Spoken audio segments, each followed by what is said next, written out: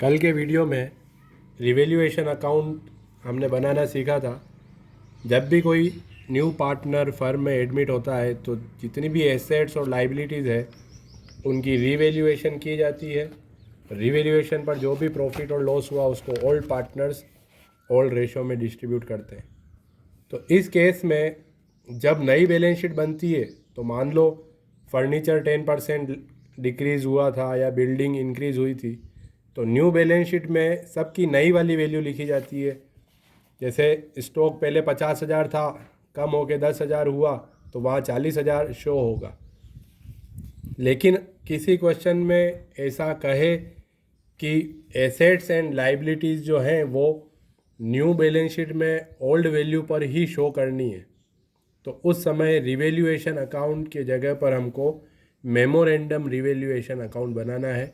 Memorandum word बना है memory से, कि सिर्फ एक याद रखने के लिए, हिंदी में इसको कहते हैं स्मरणार्थ, कि सिर्फ याद रखने के लिए कोई चीज़ हम रफली बनाते हैं तो उसको मेमोरेंडम बोला जाता है। तो रिवैल्यूएशन अकाउंट जब बनाते हैं तो वहाँ पर एसेट्स और लाइबिलिटीज़ में जो चेंजेस हुए हैं वो चेंजेस हम नई बैलेंस शीट में उन चेंजेस को लिखते हैं। बिल्डिंग इंक्रीज़ हुई तो इंक्रीज़ करके लिखते हैं, कोई चीज़ डिक्रीज़ हुई तो डिक्रीज़ करके। पर वहाँ जैसे ए और बी दो पार्टनर हैं, उन्होंने न्यू पार्टनर सी को एडमिशन दिया। सी के एडमिशन पर जो हमने कहा रिकॉन्स्टिट्यूशन ऑफ पार्टनरशिप फर्म, जब भी कोई पार्टनर नया आता है तो एक पार्टनरशिप ख़त्म होकर नई पार्टनरशिप शुरू होती है।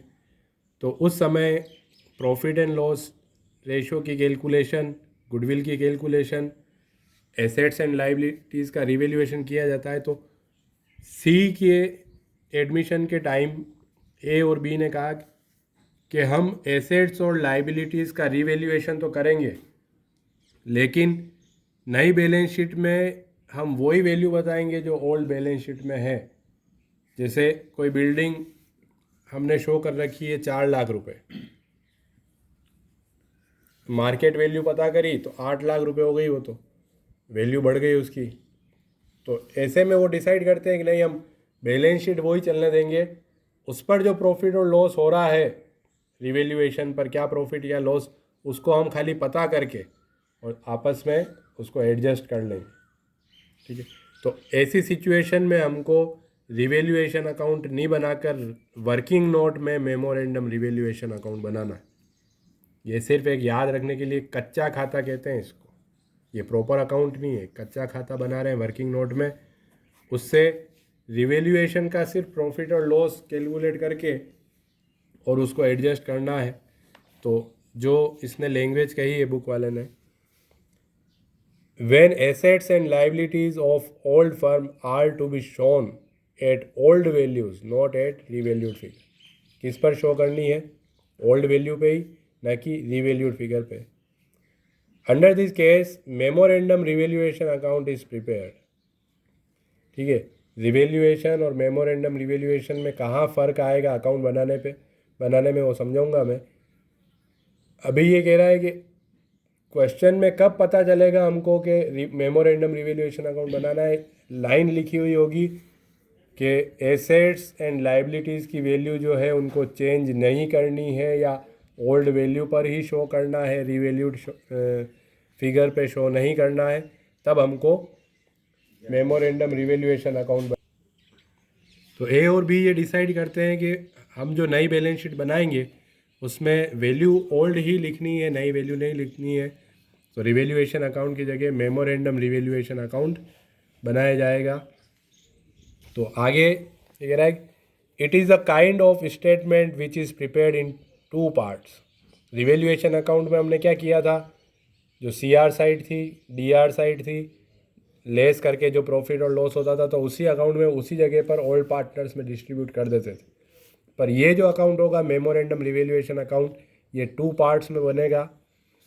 इन the first part the entries regarding increase और decrease in the value of assets and liabilities are recorded. उसी तरीके से जैसे रिवैल्यूएशन अकाउंट में हम इंक्रीज डिक्रीज लिखते थे CR और DR में, उसी तरीके से लिखनी। पर वहाँ पर उस फर्स्ट पार्ट में उस प्रॉफिट या लॉस को डिस्ट्रीब्यूट नहीं किया जाएगा। वहाँ पर उसको बंद करके वहीं से नीचे शुरू होगा। जैसे ट्रेडिंग और प्रॉफिट एंड लॉस अकाउंट बनाते थे, ट्रेडिंग अकाउंट ख़त्म होते ही प्रॉफिट एंड लॉस शुरू होता है, उसी तरीके से तो 2 पार्ट में बनाना है। और करते क्या है, जो प्रॉफिट या लॉस है पहले ओल्ड पार्टनर्स में ओल्ड रेशो में, फिर न्यू पार्टनर में न्यू रेशो में उनको राइट ऑफ करना है। ठीक है, तो यहाँ पर जब मेमोरेंडम रिवैल्यूएशन अकाउंट बनेगा तो एक एग्जाम्पल से मैं बनाता हूँ।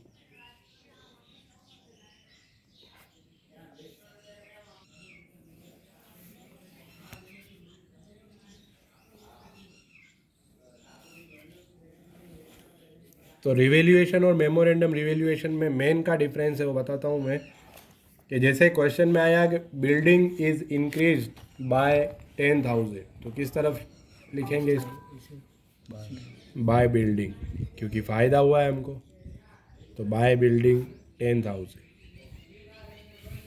फिर कहा स्टॉक इज़ रिड्यूस्ड बाय 5,000, तो टू स्टॉक 5,000।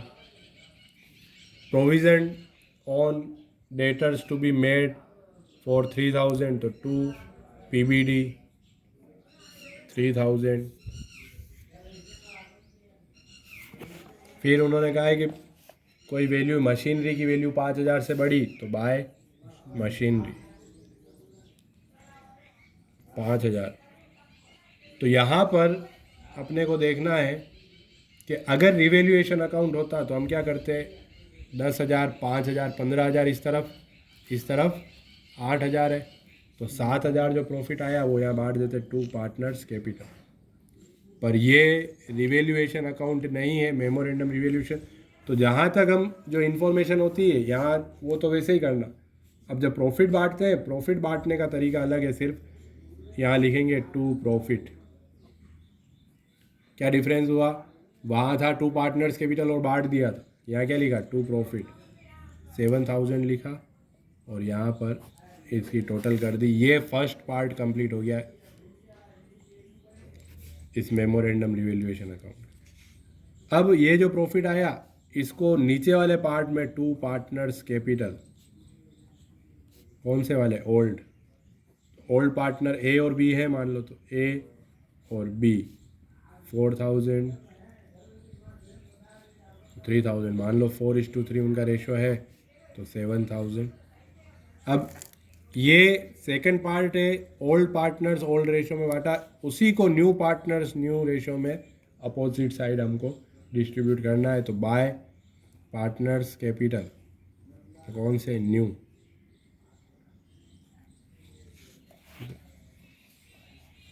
अब मान लो 3:2:2 हो गया न्यू रेशो, तो ए बी और सी तीनों में 3:2:2 के रेशो में 3,000 2,000 और 2,000।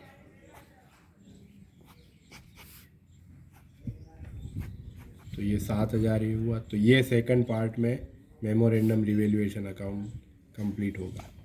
अब यहाँ पर मेन तो समझना है कंसेप्ट क्या है। ये तो हमने अकाउंट बनाना सीख लिया कि इस तरीके से किया।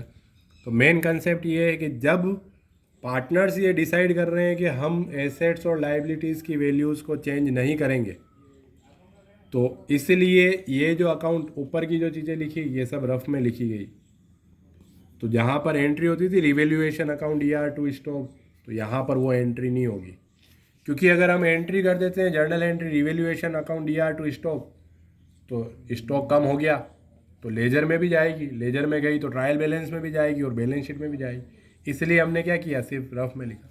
तो यहाँ पर जब एंट्री करेंगे, एक तो ऊपर वाले फर्स्ट पार्ट की जर्नल एंट्री नहीं होगी, सिर्फ सेकंड वाले पार्ट की एंट्री होगी। तो दो एंट्री बनेगी, memorandum revaluation account DR to A's capital to B's capital, फिर A's capital B's capital C's capital to memorandum revaluation.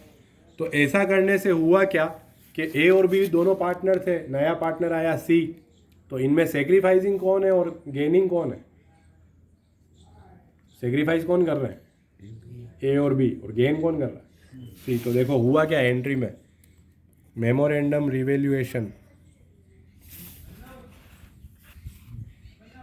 तो मेमोरेंडम रिवैल्यूएशन अकाउंट जो है तो उस समय पैसा गया तो इन दोनों की कैपिटल बढ़ी, पर सी का नाम नहीं है, उसके सी आर नहीं हुआ।